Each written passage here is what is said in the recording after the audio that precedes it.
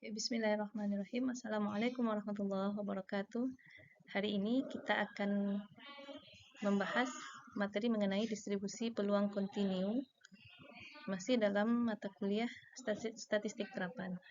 Sebelumnya yang kita bahas adalah distribusi peluang perubah acak diskrit. Nah, sekarang kita akan membicarakan mengenai yang kontinunya. Sekarang coba perhatikan, kira-kira fenomena apa yang nampak pada gambar ini? Nah, ini ada selokan atau banda gitu ya. Ternyata airnya itu cukup tinggi sehingga meluber gitu ya, meluber atau sampai ke jembatan ini. Nah, kira-kira kenapa itu? Kenapa hal ini terjadi gitu? Ya, nah, fenomena ini yang akan kita coba prediksi dan kita akan membuat sesuatu sehingga kejadian ini tidak terjadi gitu. Ya, jadi tugas kita seperti itu. Nah, sekarang kita lihat sedikit konsep dasar mengenai distribusi kontinu ini. Pada distribusi kontinu, kita akan bekerja di angka atau variabel acaknya itu di setiap titik antara A sampai B ini, atau di setiap X ini. Jadi, kalau pada diskrit itu kita bekerja pada bilangan bulat saja, 0, 1, 2, 3, dan seterusnya. Kalau pada kontinu, kita akan bekerja pada bilangan berkoma atau pecahan seperti itu. Kenapa? Karena kita akan bicarakan mengenai misalnya debit banjir atau curah hujan. Nah, curah hujan itu angkanya tidak akan pas pada satu bilangan bulat. Misalnya 113,52 mm dan seterusnya. Jika kita gambarkan dalam bentuk grafik, nah bentuk grafiknya akan kira-kira seperti ini. Ini namanya grafik lonceng. Ini disebut dengan fungsi kerapatan probabilitas. Dalam bahasa Inggris disebut dengan probability density function. Kemudian pada distribusi kontinu juga ada fungsi distribusi kumulatif. Nah, kumulatif yang kemarin kita bicarakan. Ya, sebelumnya PDF ini atau fungsi kerapatan probabilitas itu dilambangkan dengan fx. Nilainya itu sama dengan ini. Peluang dari X besar sama A, kecil sama B. Atau daerah di bawah kurva ini. Sedangkan fungsi kumulatifnya atau fungsi distribusi kumulatif density function, dia dinyatakan seperti ini. F-nya F besar sekarang. FA sama dengan peluang X kecil sama dengan A. Nah, ini gambaran mengenai distribusi kontinu. Jadi pada kontinu itu ada bentuk yang sama dengannya. Jadi tidak tepat satu titik saja, tetapi biasanya kalau untuk kontinu kita akan mengambil dua titik di sekitar titik yang kita cari gitu. Makanya X itu berada antara A sampai B. Sedangkan kalau kemarin diskrit pas tepat di satu titik, misalnya peluang X sama dengan A gitu ya. Bisa kita cari untuk tepat satu titik. Untuk fungsi kumulatifnya tetap seperti ini. FA sama dengan peluang X kecil sama A. Nah, pada pembahasan kali ini yang akan kita diskusikan itu adalah distribusi Gumbel namanya, atau extreme value type 1.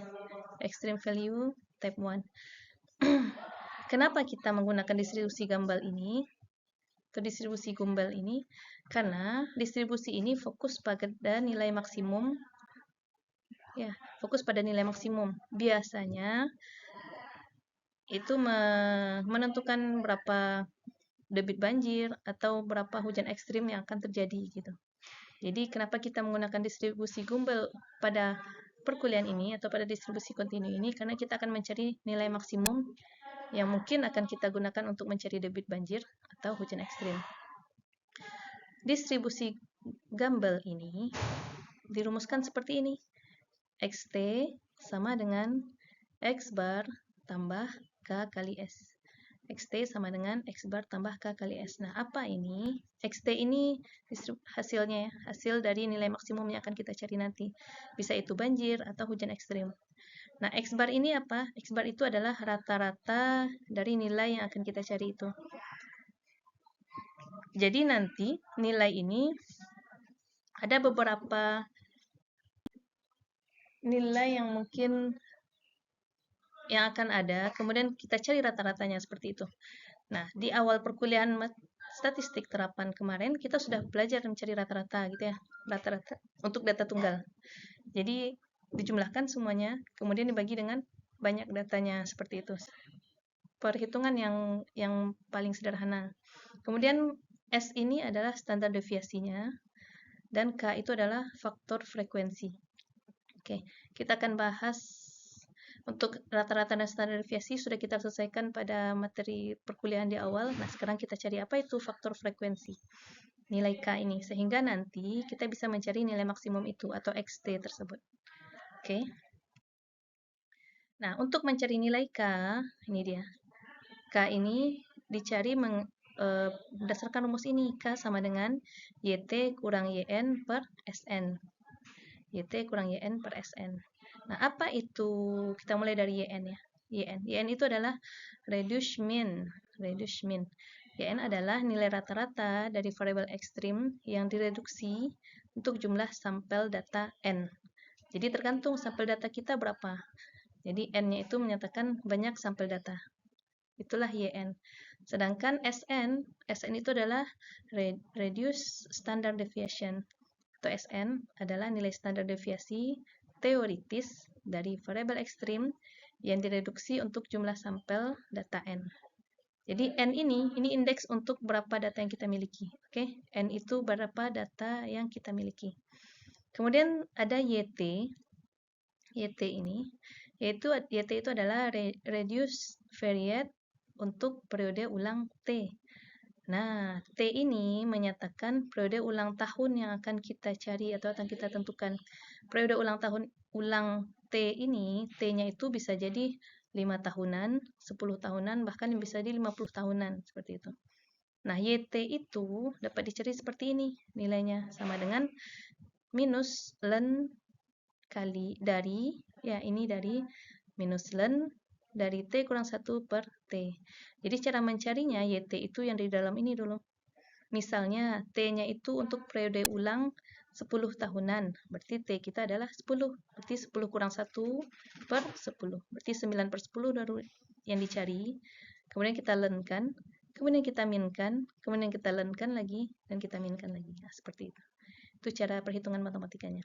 Setelah dapat nilai YN, SN, dan YT ini, maka kita bisa mencari nilai faktor frekuensinya atau K ini. Nah, nilai YN dan SN ini sudah diberikan berdasarkan perhitungan yang berulang-ulang gitu, ya. Jadi nilai YN dan SN ini tidak perlu kita cari lagi. Dia sudah ada berdasarkan perhitungan yang berulang-ulang. Nah, ini dia. Diberikan tabel konstanta Gumbel yaitu YN dan SN untuk N-nya 10 hingga N-nya 50. Ya, berarti data yang 10. Jika jumlah data kita itu 10, maka YN kita gunakan nilainya adalah 0,4952 dan SN-nya adalah 0,9496, begitu seterusnya. Jika data kita itu adalah 50, ya 50 seperti ini ya, maka YN-nya adalah 0,5485 dan SN-nya adalah 1,1607. Oke, kita lanjutkan dulu ya. Sekarang untuk YT. Nah, YT ini bisa kita cari seperti tadi. Kalau T-nya 2, tinggal kita ganti ke sini. 2 kurang 1 per 2, kita lenkan pakai kalkulator, diminuskan, dilenkan lagi, dan diminuskan lagi. Nah, setelah dicari satu per satu, kita ambil beberapa contoh. Untuk T, periode T-nya sama dengan 2, maka YT-nya adalah 0,3665. Jika T-nya sama dengan 5, maka YT kita adalah 1,4999. Dan seterusnya sampai T sama dengan 25, maka YT yang kita gunakan adalah 3,1985. Dari mana datangnya? Dari rumus ini. Ya. nilai ini. Tinggal kita ganti nilai T-nya. Kalau T-nya 50 bagaimana? Ya, tinggal kita ganti 50 kurang 1 per 50. Kita lenkan, kita minuskan, kita lenkan lagi, dan kita minuskan lagi. Nah, sekarang kita coba. Ada case study ini ya. Data curah hujan Sumbar. Ini simulasi.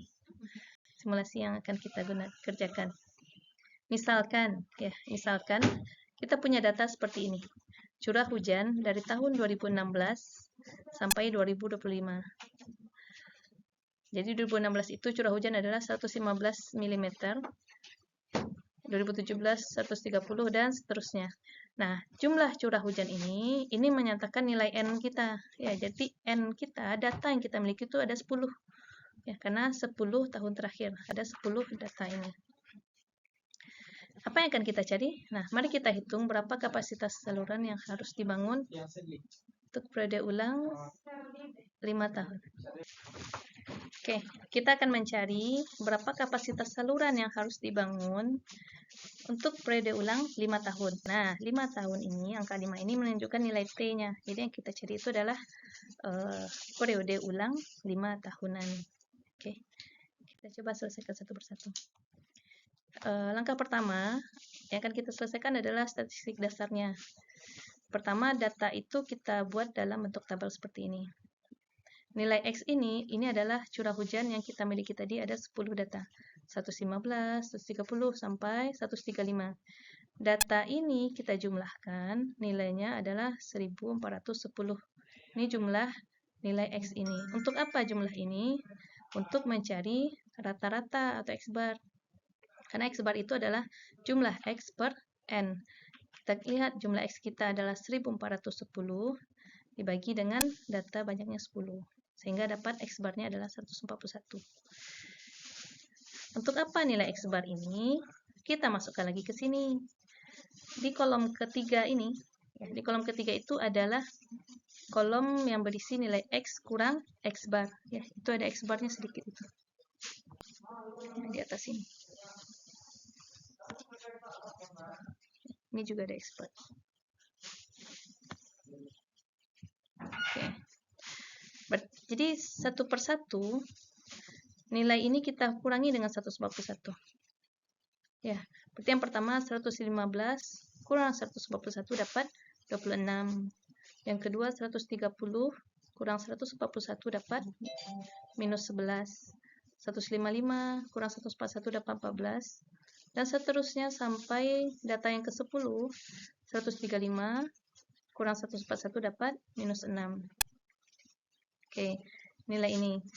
Kemudian di kolom keempat, ini adalah nilai X kurang X-bar kita kuadratkan. Yang mana itu? Yang ini. Kita kuadratkan kolom ketiga. Min 26 kuadrat dapat 676. Min 11 kuadrat dapat 121. Sampai terakhir data 10. Min 6 kuadrat dapat 36. Nah, yang kita jumlahkan ini. Yang perlu kita jumlahkan kolom terakhir lagi. Kita jumlahkan dari atas ke bawah, dapat hasilnya adalah 4040. Fungsinya apa? Gunanya untuk mencari standar deviasi. Ya, nilai S itu dirumuskan dengan akar sigma X kurang X bar dikuadratkan bagi dengan N kurang 1. X kurang X bar dikuadratkan, jumlahnya sudah kita cari pada tabel ini, adalah 4040. Bagi dengan N kurang 1. N kita adalah jumlah data 10, berarti N kurang 1 kita adalah 9. Tinggal kita selesaikan. Nanti hasilnya kita bulatkan menjadi 2 angka belakang koma, 21,19 mm. Inilah standar deviasi.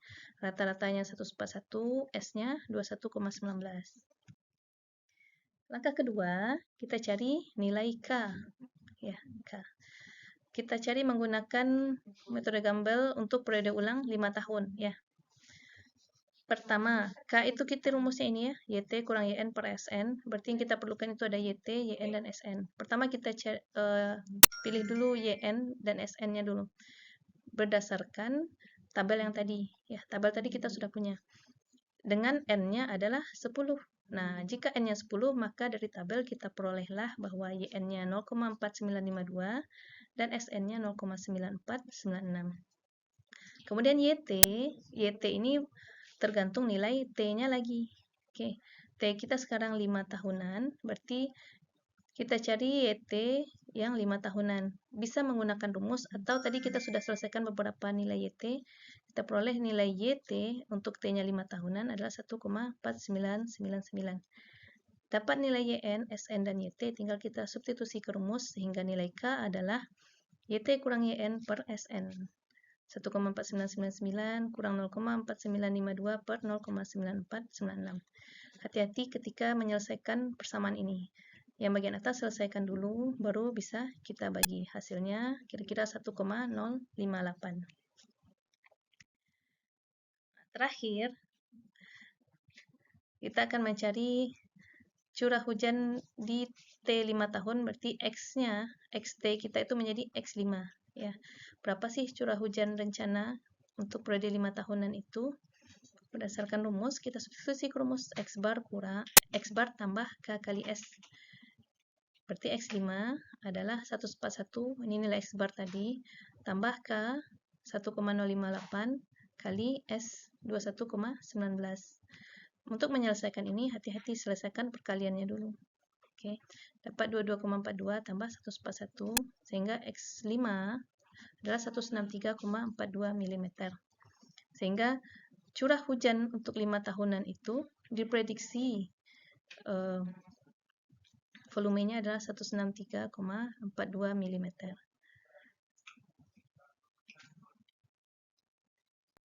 Oke. Apa artinya? Nah, jadi nanti kita akan mencari atau melihat kira-kira saluran itu cocoknya jika kita punya nilai seperti ini, cocoknya kita buat selokan kecil kah atau irigasi kah atau perlu bangunan yang cukup besar seperti itu. Kita bandingkan. Untuk periode ulang 10 tahunan, berarti T yang kita perlukan adalah T10. Dengan data yang sama, kita coba cek. Berarti X barnya masih 141, standar deviasinya masih sama, YN dan SN-nya sama, T-nya jadi 10. Sehingga YT-nya adalah 2,2504. Kita cari K. Untuk periode 10 tahunan, perolehlah nilainya adalah 1,848. Untuk periode 10 tahun, maka curah hujannya adalah 141 tambah 1,848 kali 21,19 menghasilkan 180,16 mm. Oke, ini curah hujannya. Sekarang kita coba cek lagi, periode ulang 25 tahun bagaimana? Untuk data yang sama, maka yang berubah itu adalah nilai K-nya ini ya, karena nilai YT-nya berubah. Berarti YT-nya untuk T25 adalah 3,1985. Nah, sehingga faktor frekuensinya menjadi seperti ini, 2,847 dengan rumus yang sama. Kita substitusi nilainya. Sehingga curah hujan rencana untuk X25 atau maksimum curah hujan untuk periode 25 tahunan itu adalah 201,33.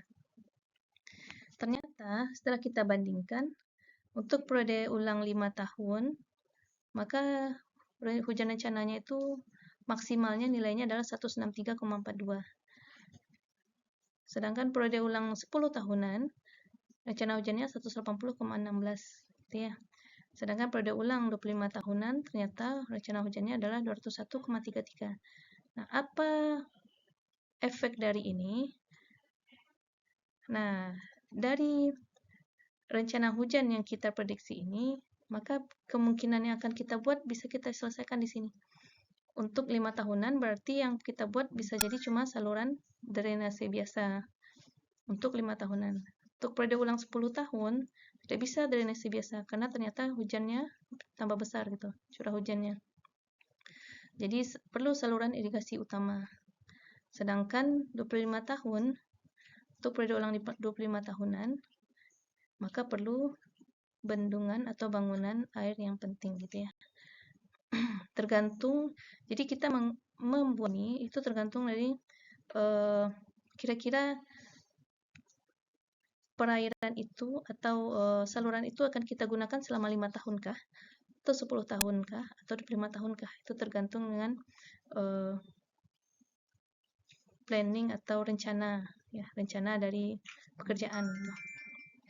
Kalau kita hanya menggunakan periode ulang 5 tahunan, berarti cukup seperti ini kita lakukan. Cukup saluran drainase biasa yang kita kerjakan. Tidak perlu dibuat bendungan atau bangunan air gitu. Ya, kenapa? Karena bisa jadi karena untuk 5 tahun setelahnya bisa jadi dia akan berubah lagi, ya. Dievaluasi lagi, dan bisa jadi dana yang ada sekarang itu tidak cukup atau belum cukup jika kita gunakan untuk membuat bendungan. Jadi tergantung nanti planningnya seperti apa. Kalau kita perlu periode ulang 10 tahunan atau saluran itu akan kita gunakan 10 tahunan, berarti lebih cocoknya adalah saluran irigasi yang kita buat seperti itu. Jadi kenapa kita perlu merencanakan ini? Karena kita bisa melihat rencana hujan maksimum pada beberapa periode ulang seperti itu. Oke, kalau kita lihat pada grafik, nanti grafiknya akan seperti ini. Dia berbentuk garis lurus. Ya, garis lurus. Yang kemungkinan akan terus bertambah ketinggiannya seperti itu. Oke. Ibu rasa untuk pertemuan ini kita cukupkan sampai di sini. Setelah ini akan ada tugas dalam bentuk lembar kerja mahasiswa. Ibu kirimkan di Google Classroom seperti biasa, dan silahkan dikumpulkan lagi di Google Classroom. Oke, jika ada pertanyaan silahkan bertanya melalui grup. Assalamualaikum warahmatullahi wabarakatuh.